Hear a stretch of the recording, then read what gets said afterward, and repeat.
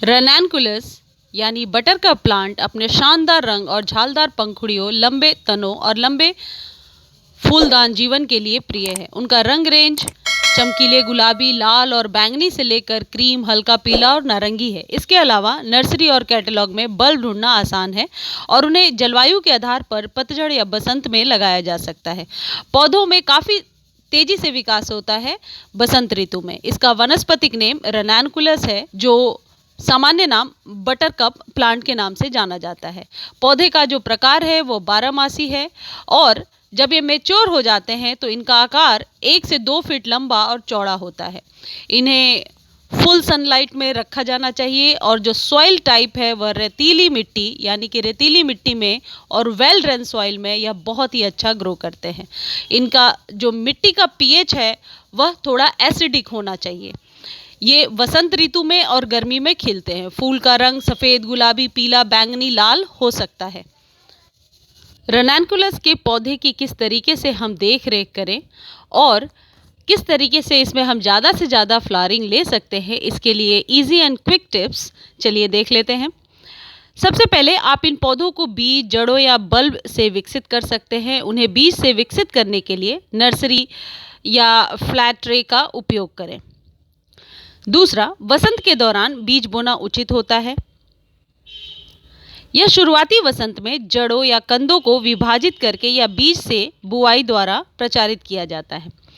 सबसे पहले अच्छी तरह से भरी हुई मिट्टी में 6 इंच गहरा गड्ढा खोदें। गड्ढा खोदने के लिए एक कोई भी आप फावड़े वगैरह का यदि आप ज़मीन में लगा रहे हैं तो इस्तेमाल करें, या फिर मैंने इसे छोटे पॉट में लगाया है यानी कि 6 से 8 इंच के पॉट में भी यह बहुत ही अच्छा ग्रो करता है। अब लगभग 3 इंच गहरी इसको ज़मीन में गाड़ दें यानी कि ज़मीन के अंदर प्लेस कर दें। बीज होने के ज़मीन यानी कि सॉइल के अंदर बीज होने के बाद मिट्टी की एक पतली परत के साथ बीज को कवर करें।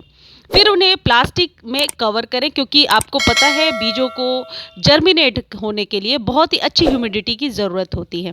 फ्रेंड्स, यदि आप बीज से नहीं उगाना चाहते हैं या बल्ब से नहीं उगाना चाहते हैं तो आप डायरेक्टली इसे नर्सरी से भी खरीद सकते हैं। फिर उन्हें प्लास्टिक में कवर कर 3 सप्ताह के लिए बंद कर दें यानी ऐसी जगह रख दें जहां पर फिल्टर्ड सनलाइट हो। 3 सप्ताह के बाद प्लास्टिक को उतारें और उन्हें बगीचे में किसी ऐसे जगह पे रखें जहां पर शेडेड थोड़ी सी छन के धूप आती हो या फिर कांच वगैरह से टकरा करके धूप वापस आती हो। जब आप कुछ हफ्तों के बाद बीज में से पौधे को निकलते हुए देखें तो उन्हें बगीचे में जिस जगह पे आपको लगाना है, यदि आप ज़मीन में लगाना चाहते हैं या फिर आप किसी कंटेनर में लगाना चाहते हैं तो आप इसे रीपॉट कर सकते हैं। जब कभी आप रीपॉट करें उसके बाद इसे अच्छे से वाटरिंग ज़रूर करें। अब बात ये आती है कि how to take care of buttercup plant, किस तरीके से हम इसकी देखभाल करें।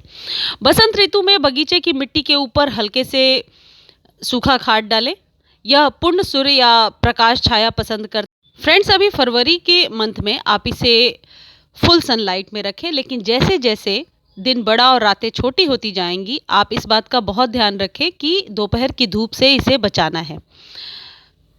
ये फैब में इसको लगाने के लिए बिल्कुल सही मंथ चल रहा है। यदि आप ऐसी जगह पे रहते हैं जहाँ की बहुत ज़्यादा फ्रॉस्ट या ठंड का खतरा टल चुका है, जहाँ शीतलहर बहुत ज़्यादा नहीं है, ऐसी जगहों पर आप इस पौधे को अभी ग्रो कर सकते हैं। लेकिन जहाँ पर ठंड अभी बहुत ज़्यादा है, जहाँ पर बर्फ़ें अभी पिघल रही हैं, वैसे जगहों पर अभी वेट करें इसे लगाने के लिए। जब ठंड थोड़ी कम हो जाएगी उसके बाद ही लगाएं। बटरकप के पौधे एक ऐसे बढ़ते क्षेत्र को पसंद करते हैं जो धूप में दिन में कम से कम 6 घंटे बढ़ता हो और सबसे अच्छा फूल दे सके। और जो कंटेनर है उसे आप दक्षिण के खिड़की की तरफ रखें या फिर दक्षिण की दिशा में रखें तो पूरे दिन की इसे सनलाइट मिल सकेगी। यदि मिट्टी की बात करें तो ये पौधे अच्छी जल निकासी यानी वेल ड्रेन और थोड़ी एसिडिक सॉइल के साथ जो पीएच लेवल 6 to 7 हो उसमें अच्छे तरीके से ग्रो होते हैं। मिट्टी में आप रेत की मात्रा ज़रूर मिलाएं। यदि आपके पास मिट्टी ऐसी है जो थोड़ी हल्की नहीं है, भारी है, तो आप कोकोपीट भी उसे 10% उसमें मिला सकते हैं। और फिर वर्मी कंपोस्ट, कोकोपीट, रेत और नॉर्मल गार्डन सॉइल को मिला करके इसके लिए आप सॉइल तैयार करें। जहाँ तक इसके वाटरिंग की बात है, वाटरिंग को लेकर के हमें बहुत ही सतर्क रहना पड़ता है। फ्रेंड्स, इसमें आप वाटरिंग तभी करें जब ऊपर से ये बिल्कुल ड्राई हो जाए। ड्राई होने की वजह से ना ही तो इसके फूल की पत्तियाँ गिरती हैं, ना ही पत्ते मुड़ते हैं। कोई ऐसा कुछ भी नुकसान नहीं होता है यदि 1 से 2 दिन तक पानी देने में देरी भी हो जाती है, तो इस बात का बहुत ध्यान रखें कि कभी भी ओवर वाटरिंग ना हो।